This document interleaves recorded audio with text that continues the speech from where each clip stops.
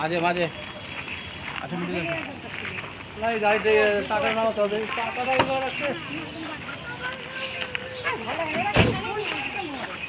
আরে নীলিমা বলছি কিছু কি জামা কাপড়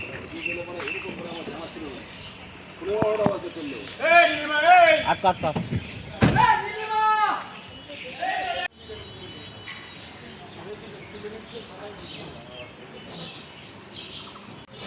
না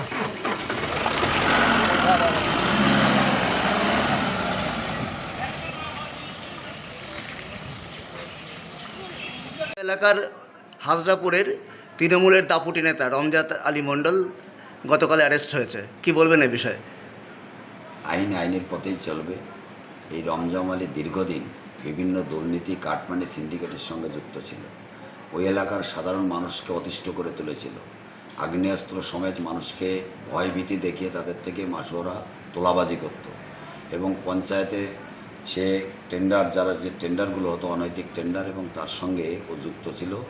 পরিকাঠামোগত দিক দিয়ে ওই এলাকার মানুষের রাস্তাঘাট করার ক্ষেত্রে যে অর্থ বরাদ্দ হতো তার একটা বড় অংশই রমজান আলী নিত এবং তার নেতৃত্বে এই এলাকার সমাজবিরোধীদের দৌরাত্ম্য মানুষকে ভীত সন্ত্রস্ত করে রাখত। মানুষের জমি দখল, তার জোরপূর্বকভাবে অর্থ আদায়, বিভিন্ন অসামাজিক কাজের সঙ্গে যুক্ত ছিল। ইতিপূর্বে তার বিরুদ্ধে অনেক অভিযোগ ছিল, কিন্তু বিগত দিনের সরকার তাকে ক্যাডার হিসাবে তাকে রাখত এবং গণতন্ত্রকে হত্যা করবার জন্য পঞ্চায়েত নির্বাচনে তার হাতে বোমা বন্দুক পিস্তল থাকত।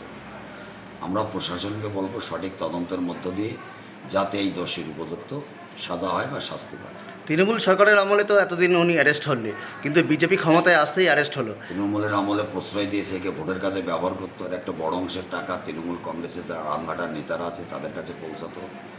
অভিষেক ব্যানার্জি যে যুব নেতা ছিল তার কাছে পৌঁছাতো, এই জেলার যিনি সভাপতি তার কাছে পৌঁছাতো, যার কারণে পুলিশ কোনো ব্যবস্থা নেয়নি।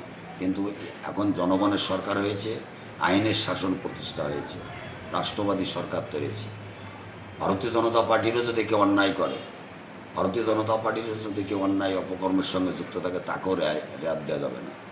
তাহলে আপনি কি মনে করছেন যে বিজেপির আমলে পুলিশ প্রশাসন বেশি সক্রিয় হয়েছে? একদম, পুলিশ পূর্বেও ভালো ছিল, বর্তমানেও ভালো, আগামী দিনও ভালো, কিন্তু পুলিশের সিস্টেমটা নষ্ট করে দিয়েছিল এই সরকার।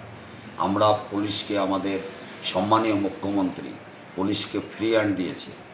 বিজেপি হোক, তৃণমূল হোক, সিপিএম হোক, আর যে রাজনৈতিক দলের সমাজ বিরোধী থাকুক, অন্যায় কাজ করুক, পুলিশ তার আইনানুগ ব্যবস্থা নেবে। এক্ষেত্রে সরকার এবং দল কোনো হস্তক্ষেপ করবে না।